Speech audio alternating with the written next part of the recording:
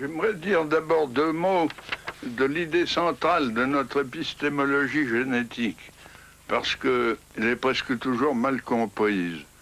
Les uns me prennent pour un empiriste, et même pour un néo-behavioriste, comme l'a fait Berlin, parce que je soutiens que la connaissance part de l'action exercée sur les objets. Or, une action sur les objets, c'est pas du tout la même chose que tirer la connaissance des objets eux-mêmes.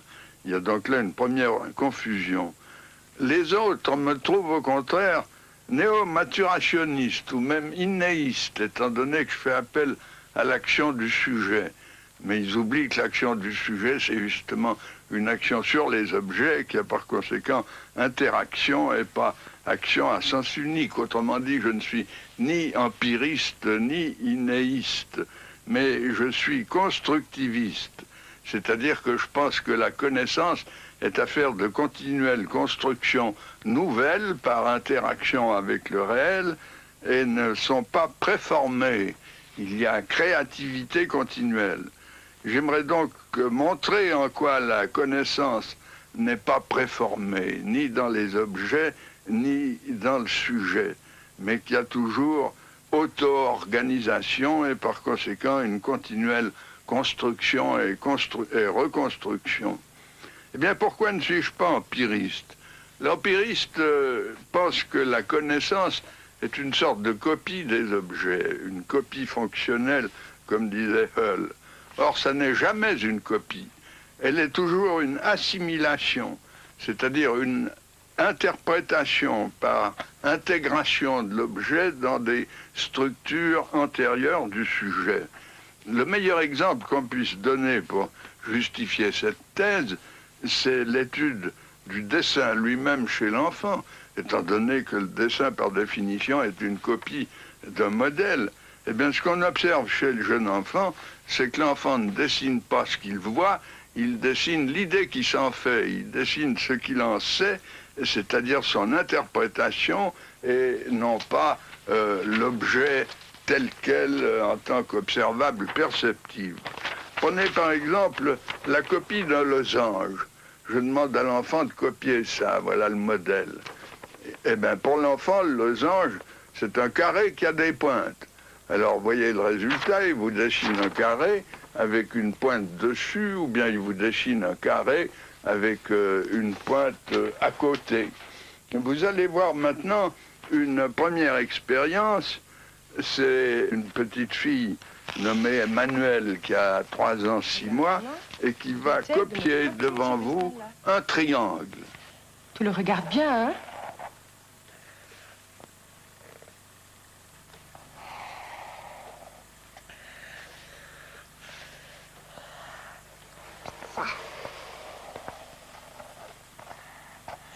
Comme ça? Après, des petits coins là. Des petites quoi? Des petits coins un peu ici. Ah, oui. Ce triangle, elle le conçoit comme une sorte de carré auquel elle rajoute 3 pointes. Des pointes qui sont d'ailleurs arrondies et pas pointues, mais qui représentent dans son esprit, elle le dit, 3 pointes. Autrement dit, critique de l'empirisme, la connaissance n'est jamais uniquement moulée sur les observables, elle ne consiste pas en observables purs, mais toujours en interprétation par assimilation à des structures préalables. D'autre part, pourquoi ne suis-je pas innéiste ou a prioriste? Eh bien, prenez l'histoire des sciences. Toute l'histoire des mathématiques est une construction continuelle. En partant des nombres naturels, 1, 2, 3, 4, il a fallu des siècles pour construire l'ensemble des nombres entiers avec les négatifs. En partant des rationnels, il a fallu attendre jusqu'à Pythagore pour découvrir les irrationnels. Ça signifie que ces connaissances ont été construites. Elles ne sont pas préformées. Si on les croyait préformées, comme le pense Chomsky avec sa candeur biologique, eh bien, il faudrait penser que les mathématiques sont déjà là d'une manière implicite ou innée chez le bébé, mais pas seulement chez le bébé, chez l'animal, il faudrait remonter jusqu'aux invertébrés et aux protozoaires pour y voir la source des mathématiques. En réalité, les mathématiques, chez l'enfant, on y assiste d'un jour à l'autre, sont sans cesse construites par les actions du sujet. Elles procèdent à partir de la coordination des actions du sujet, de la logique de l'action du sujet. Et alors, de ce point de vue, il lui faut tout construire. Et même les choses qui nous paraissent les plus évidentes pour nous, il doit les construire.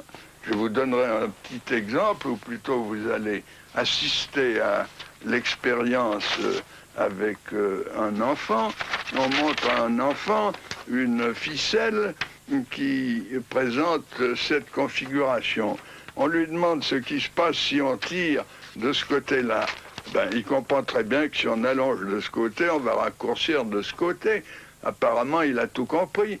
Mais si vous lui demandez est-ce que la longueur totale est la même dans les deux figures, ou bien la même que dans l'objet témoin que vous allez voir dans l'expérience qu'on va faire à l'instant, eh bien il nie la conservation. Ça n'est pas la même longueur totale, quand même il a compris une partie de la transformation. Eh bien que même une conservation aussi élémentaire ne soit construite que vers 7 ou 8 ans, vous montre combien il y a d'écart entre l'inné d'un côté et puis ce qui est peu à peu élaboré, construit, organisé par le sujet. Là. Et on coupe là. Voilà, on coupe. Si on coupe là, il sera la même chose longue? Oui. Tu es bien d'accord? Voilà. Alors, écoute-moi. Maintenant, les deux ficelles, elles sont la même chose longue. D'accord. Alors, celle-là, on la laisse là. Et puis, écoute-moi bien. Si maintenant je tire cette ficelle comme ça, qu'est-ce qui va se passer? Celle-ci, elle sera grande, et celle-ci, elle sera petite. Où est-ce qu'elle sera petite? Et puis où est-ce qu'elle sera grande? D'accord. Là, elle sera grande et là, elle sera petite. Bon, alors on le fait? Oui. Voilà. Est-ce que c'est juste? Bien. Maintenant, dis-moi, la ficelle, depuis ce bout-là jusqu'à ce bout-là, est-ce qu'elle est encore la même chose longue que celle-là ou est-ce qu'elle n'est pas la même chose longue que celle-là? Pas la même chose longue que celle-là. Elle n'est pas la même chose longue que celle-là. D'accord. Et si celle-là, on la remet comme elle était avant, comment ce sera si on tire de nouveau ici? Celle-ci sera comme celle-ci. Celle-ci sera comme celle-ci. Et puis où est-ce qu'il y aura un grand côté? Là. Oui, et où est-ce qu'il y aura un petit côté? Là. D'accord. Alors on tire, comme ça. Et puis maintenant, la ficelle depuis ce bout jusqu'à ce bout. Est-ce qu'elle est la même chose longue que celle-là? Oui? Oui. D'accord. Et si on tire encore une fois? Voilà, comme ça. Est-ce qu'elles sont la même chose longue toutes les deux? Non. Non.